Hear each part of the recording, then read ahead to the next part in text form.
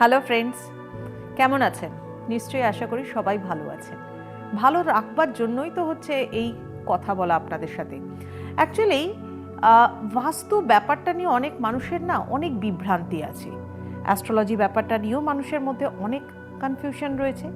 সেই ছোট ছোট কনফিউশনগুলোকে দূর করে আমরা যাতে আমাদের এই প্রাচীন শাস্ত্রগুলোকে সঠিকভাবে জীবনে অ্যাপ্লাই করে আমরা এগোতে পারি, আমরা পজিটিভিটি ক্রিয়েট করতে পারি আমাদের নিজেদের জীবনে, তার জন্যই কিন্তু এই ছোট্টখাট্ট কথা বলে আপনাদের কিছু ভালো করার উদ্দেশ্য।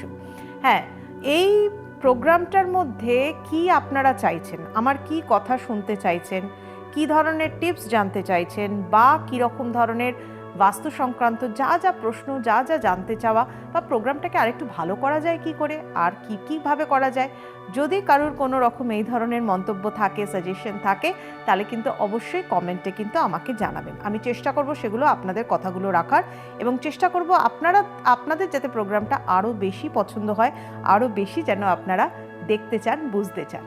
যাই হোক, আজই চলে আসি বাস্তুর কথাতে। তো এই বাস্তুর কথা বলতে গিয়ে অনেক মানুষ এরকম রয়েছেন বাড়ির মধ্যে যারা সারাটা জীবন ধরে শুধু আইনগত গোলযোগ নিয়েই পড়ে গেলেন, আইনগত গোলযোগের মধ্যেই সারাটা জীবন কাটিয়ে গেলেন। এই আইনি গোলযোগের সাথেও কি কোনো রকম কোনো যোগাযোগ আছে আমাদের বাস্তুর? হ্যাঁ, আছে। জীবনে যেরকম অ্যাস্ট্রোলজিক্যাল বিচার করে দেখা যায়, কারোর হরোস্কোপ বিচার করে দেখা যায় যে তার জীবনে কতটা লিটিগেশন আসতে পারে, কতটা আইনগত গোলযোগ আসতে পারে, কতটা সে সমস্যার মধ্যে পড়তে পারে, কতটা সারা জীবন তাকে আইন, আদালত, উকিল নিয়ে কাটাতে হতে পারে, ঠিক সেই রকমভাবে কিন্তু বাস্তুর মাধ্যমেও জানা যেতে পারে যে আপনার জীবনে আদৌ কি আইনগত গোলযোগ আসতে পারে। তার কারণ হচ্ছে অনেক মানুষ এরকম ভাবেন যে বাড়িটা নতুন তৈরি করলাম, বাড়িতে আসলাম, আসার পর নতুন করে যেটা কোনো রকমভাবে আপনি হয়তো কোনোদিন চিন্তাই করেননি, সেরকম কিছু প্রবলেম অ্যারাইজ করে গেল। আপনি ভাবতেও পারেননি আপনার নামে থানা, পুলিশ ইত্যাদি হতে পারে। আপনি কখনো চিন্তাই করেননি আপনার সাথে এই রকম ধরনের আইনগত সমস্যা হতে পারে। হয়তো আপনি একটুখানি এগুলোর থেকে দূরে থাকতেই পছন্দ করতেন, বাট এসে গেল জীবনে। কি করবেন? কাটাতেও পারছেন না, অনেকভাবে অনেক চেষ্টা করছেন, কিন্তু একটার পর একটা হ্যারাসমেন্ট হয়তো লেগেই রয়েছে।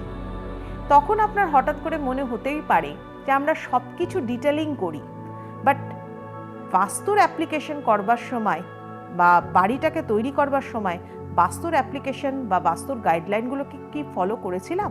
হ্যাঁ, যদি করতেন হয়তো এতটা সমস্যার মধ্যে পড়তে হতো না। অনেক সময় বাড়িতে দেখা যায় আপনার বাস্তুর মধ্যে আপনার সদর দরজা অর্থাৎ মেন এন্ট্রান্স, যেটা সব থেকে ইম্পর্ট্যান্ট জায়গা, যেটাকে বলা হয় যে আমাদের পজিটিভ ভাইবস বা পজিটিভ ভাইব্রেশন যেখান থেকে আসে, তার মেন ইনলেট তার যে মেন ইনলেটটা, সেটা হচ্ছে কিন্তু এই মেন ডোর। সদর দরজা দিয়ে ঢোকার পরে যদি সামনে কোনো রকমভাবে টয়লেটের দরজা পড়ে বা যদি সোজাসুজি কিচেনের দরজা পড়ে, তাহলে কিন্তু তাদের বাড়িতে আইনগত গোলযোগ ইত্যাদি আসতেই পারে।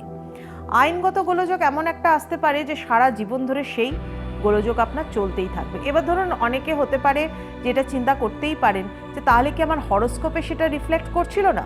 হ্যাঁ, মেবি হরোস্কোপে রিফ্লেক্ট করছিল কিছু, মেবি হতে পারে যেরকম কিছু কিছু গ্রহগত পজিশন, যেমন হচ্ছে গ্রহের ট্রানজিশন যেটাকে বলা হয় গোচর ফল, তার মাধ্যমে হতে পারে।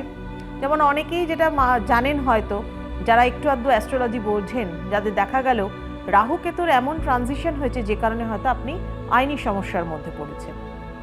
এটা যেরকম হয় ঠিক সেই রকম তার সাথে সাথে যদি বাস্তুর এই ধরনের সমস্যা থাকে, তাহলে কিন্তু আপনি অনেক আইনি সমস্যার মধ্যে পড়তে পারেন। সাপোজ ধরুন আমি একটা উদাহরণ দিই, বিয়ের আগে মেয়েটির সাথে যখন ছেলেটির আলাপ হয় তখন তারা খুব ভালো ছিল, তাদের সম্পর্কও খুব সুন্দর ছিল। সম্পর্ক ভালো না থাকলে সেটা বিয়ে অবধি পৌঁছতো না, খুব ভালো। বাট বিয়ে হওয়ার পর থেকেই কিছুদিনের মধ্যেই দুজনের মধ্যে আস্তে আস্তে ক্ল্যাশ শুরু হলো, যেটা সাধারণত অনেক মানুষ ভেবে থাকেন যে সেপারেশনের কারণ মতবিরোধ হতে পারে। আজকালকার দিনে এটা তো খুব কমন ব্যাপার, কমন ফ্যাক্টর। বাট 1 বছরের মাথায়, 1.5 বছরের মাথায় গিয়ে আইনগত গোলযোগ হয়ে গেল, অথচ তাদের রিলেশনশিপটা কিন্তু প্রায় 8 বছরের ছিল। 8 বছর ধরে যে মানুষটাকে আপনি চিনে আসলেন, যাকে মনে হলো যে লাইফ পার্টনার বানানো যায়, তার সাথেই কিন্তু আপনার এই রকম পরিস্থিতির সৃষ্টি হলো। কীরকম? বিয়ের পরেই কিন্তু সেই আইনত গোলযোগের মধ্যে আপনি পড়ে গেলেন। একটা জিনিস কি চিন্তা করেছেন আপনারা? দেখুন, বিয়ের আগে মেয়েটি ছিল তার নিজের বাড়িতে, বাস্তু পরিবর্তন হলো বিয়ের পরে। যখন সে তার নিজের বাড়ি ছেড়ে এই বাড়িতে এলো, অর্থাৎ তার শ্বশুর বাড়িতে এলো, তখন কিন্তু তার মানে বাস্তুটাও পরিবর্তন হয়ে গেছে। এবার যেখানেই আপনি থাকুন না কেন, যে বাড়িতেই আপনি থাকুন না কেন, যে বাড়িতেই বসবাস করুন না কেন, সেটা আপনার নিজের বাড়ি হোক বা রেন্টেড হোক, বা আপনি কোনো রকম ট্রান্সফারেবল জবে রয়েছেন, সেখানে গিয়ে কোনো কোয়ার্টারে থাকতে হচ্ছে, যেখানেই আপনি বসবাস করছেন, যেখানেই আপনি খাওয়া দাওয়া করছেন, অর্থাৎ আপনার কিচেনের কাজ হচ্ছে, যেখানে আপনি ঘুমাচ্ছেন, আপনার বডি রিনিউ হচ্ছে, সেখান থেকেই কিন্তু আপনি এনার্জি গেইন করেন। অর্থাৎ আপনার সারাউন্ডিংসের যে এনার্জি, সেটাকে ব্যালেন্স করেন, সেটাকে চ্যানেলাইজড করেন, করে নিজের বডির সাথে সেটাকে কানেক্টেড করেন। এটা প্রত্যেকটা মানুষের ক্ষেত্রে হয়ে থাকে, এবং এটা কিভাবে হয়ে থাকে তার পেছনে কিন্তু একটা অনেক বড় কারণ আছে, অনেকটা বড় এর পেছনে একটা রিজন আছে। কারণ আমরা জানি আমাদের শরীরের চারিদিকে অরা বর্তমান। অরা এটা একটা বিশাল বড় কনসেপ্ট। আমি নিশ্চয়ই একটা অনুষ্ঠানে আপনাদের সাথে এটা নিয়ে আলোচনা করব। বাট সায়েন্টিফিক্যালি এই অরা কিন্তু 10 সেন্টিমিটার লং থাকে আমাদের স্কিনের বাইরে। আমরা যেরকম ভগবানের পাশে যেরকম চালা তৈরি করি না, মা দুর্গা যখন আসেন আমাদের, তার পাশে বড় চালা তৈরি করি, একটা মনে হয় যেন আলোর একটা জ্যোতি রয়েছে। এই জ্যোতিটাকেই কিন্তু অ্যাকচুয়ালি বলা হয় অরা। আমাদের প্রত্যেকটি মানুষের শরীরে কিন্তু এই অরা বর্তমান, আর এই অরার মধ্যে আবার কালারও বর্তমান। যাই হোক, সেটা আলাদা একটা পার্ট। প্রাণশক্তি, এই প্রাণশক্তি যখনই তার এনার্জির পজিশনটাকে চেঞ্জ করলো, তখনই কিন্তু সেখানে একটা ডিস্টারবেন্স ক্রিয়েট হলো। তখন মনে হবে সেখান থেকে যদি পজিটিভ ভাইব্রেশন সে নিতে পারে, রিসিভ করতে পারে, তাহলে খুব ভালো। আর যদি সেখানে নেগেটিভ ভাইব্রেশন রিসিভ করে, তাহলে কিন্তু জীবনের পথটাই পুরো পাল্টে যায়। ঠিক এই মেয়েটির ক্ষেত্রে সেরকমই হলো। এই বাড়িতে আসার পরে দেখলো শ্বশুরবাড়িতে সদর দরজার সোজাসুজি একদম টয়লেটের দরজা। এই যে সদর দরজার সোজাসুজি টয়লেটের দরজা, এটা অনেক মানুষের ক্ষেত্রে এরকম কমন প্রবলেম আছে। আপনারা আমার কথাটা মিলিয়ে নেবেন, অনেকের ক্ষেত্রেই কিন্তু এই জিনিসটা দেখা যায়। এই ধরনের সমস্যা হলে পরে, এই ধরনের বাস্তু ফল্ট থাকলে পরে সাধারণত টাকা পয়সাও কিন্তু ভীষণভাবে খরচা হয়, মানে ভীষণভাবে ড্রেনেজ অফ মানি হয়ে যায়। আপনি কিছুতেই সঞ্চয় করতে পারেন না, ভীষণভাবে অশান্তি লেগে যায় বাড়ির মধ্যে, অহেতুক বাইরের মানুষের প্রবেশ আপনার বাড়িতে হতে থাকে, তাদের মানে আধিপত্য আপনার বাড়িতে হতে থাকে, এবং তার সাথে সাথে যারা কাপল রয়েছেন তাদের মধ্যেও কিন্তু মতবিরোধ হতে পারে। আর আলটিমেটলি কিন্তু দেখা যায় আইনগত গোলযোগ। এই আইনগত গোলযোগটাকে কাটানোরও কিন্তু বিভিন্ন ধরনের উপায় আছে। প্রথম হচ্ছে বাস্তুকে রেনোভেশন যদি করতে পারেন খুব ভালো। যদি রেনোভেশন না করতে পারেন, রেপ্লিকা অ্যাপ্লাই করতে হবে, বিভিন্ন ধরনের প্রতিকার প্রতিবিধান অ্যাপ্লাই করতে হয়। আর সব থেকে বড় জিনিস, যে কারণে আপনারা আমার এই বাস্তু ভিশনস উইথ সুস্মিতাটা ফলো করেন, একটু বলে দিই আপনাদেরকে কি করবেন। প্রথম হচ্ছে, যে টয়লেটটার দরজা সবসময় ওপেন থাকে, দরজাটাকে ক্লোজ রাখবার চেষ্টা করুন। অলওয়েজ ইউজ করা হয়ে গেছে মানেই ক্লোজ।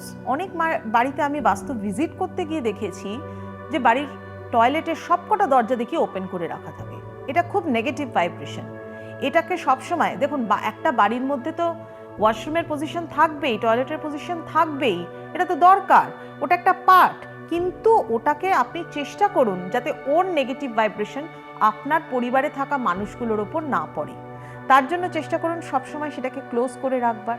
এছাড়া আপনি কি করতে পারেন, যে বাথরুমটা ওই রকম সদর দরজার সোজাসুজি রয়েছে, তাকে স্পার্কলিং হোয়াইট কালার করুন, একদম সাদা রং।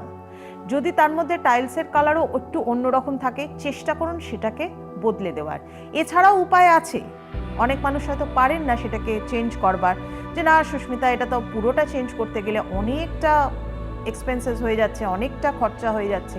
তখন কিন্তু কিছু প্রতিকার প্রতিবিধান করেও সেটাকে ঠিক করা যায়। বাট ফার্স্ট যেটা করবেন সেটা হচ্ছে কালারটা চেঞ্জ করুন। যতটুকু জায়গা খালি রয়েছে সেই জায়গার কালারটাকে চেঞ্জ করুন, এবং তার সাথে সাথে দরজাটাকে ক্লোজ রাখবার চেষ্টা করুন। মেন এন্ট্রান্স যেটা, সেটাকে অনেক বেশি এনার্জাইজড করবার চেষ্টা করুন। এখন এনার্জাইজড করতে গেলে কিন্তু অনেক কিছু করা হয়। সেটা যে কোনো মানুষেরই বাড়িতে। আপনি আপনার বাড়িতে আপনার মেন দরজা সোজাসুজি যদি টয়লেটের দরজা নাও থাকে, তাহলেও বলবো অবশ্যই মেন দরজাকে লাইটেড করে রাখুন, এনার্জাইজড করে থাকুন। আর সবসময় জানবেন সদর দরজা অর্থাৎ মেন এন্ট্রান্স এবং বাড়ির অন্যান্য দরজাগুলো তাদের সাইজ কিন্তু কখনো এক হয় না। তবে এটা নিয়ে আবার আরেকটা প্রোগ্রামে আপনাদের সাথে কথা হবে। আজকে কিন্তু এই সদর দরজাটা আমার টপিক নয়, টপিকটা ছিল কিন্তু আইনগত গোলযোগ। আইনগত গোলযোগ আসতেই পারে। বাড়ির যদি দক্ষিণ পশ্চিম কর্নার, যাকে বলা হয় রাহুর স্থান, সেখানে যদি সেপটিক ট্যাঙ্কের পজিশন থাকে, তাহলেও কিন্তু বাড়িতে আপনার আইনি গোলযোগ আসতে পারে। আইনি গোলযোগ কাটাবার মতো অনেকগুলো উপায় রয়েছে। মানে রাহুর যে স্থান, সেই রাহুর স্থানটাকে ঠিক করতে হবে। ধরুন আপনি সেপটিক ট্যাঙ্ক রয়েছে সাউথ ওয়েস্টে, এখন বলুন তো কটা মানুষের সম্ভব সেই সেপটিক ট্যাঙ্কটাকে সরিয়ে দেওয়া? এটা পসিবল নয়। যে কোনো বাস্তুবিদ আপনাকে বলে দিল হয়তো সেপটিক ট্যাঙ্কটাকে সরাতে হবে, আপনি কি পারবেন আপনার বাড়ির সেপটিক ট্যাঙ্কটাকে সরাতে? না, সম্ভব নয়। সেক্ষেত্রে বিভিন্ন ধরনের পদ্ধতি রয়েছে সেটাকে ঠিক করবার, কিন্তু বাস্তুটাকে সঠিকভাবে মানতে হবে।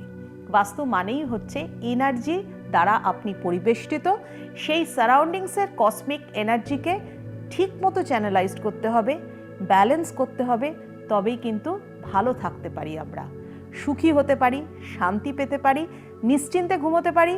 কোর্ট কেস এই সমস্ত নিয়ে সবসময় আপনাকে জড়িয়ে থাকতে হবে না। যাই হোক, কোর্ট কেস নিয়ে তো আজকে এই পর্যন্তই বললাম, কিন্তু আইনি গোলযোগ নিয়ে আরও অনেক কথা আছে।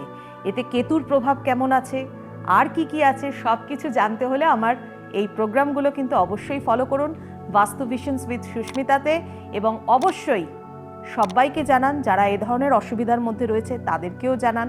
আপনিও ভালো থাকুন, আপনার চারিপাশের সকলকে ভালো রাখুন। ইয়েস, শেয়ার করতে হবে, সাবস্ক্রাইব করতে হবে।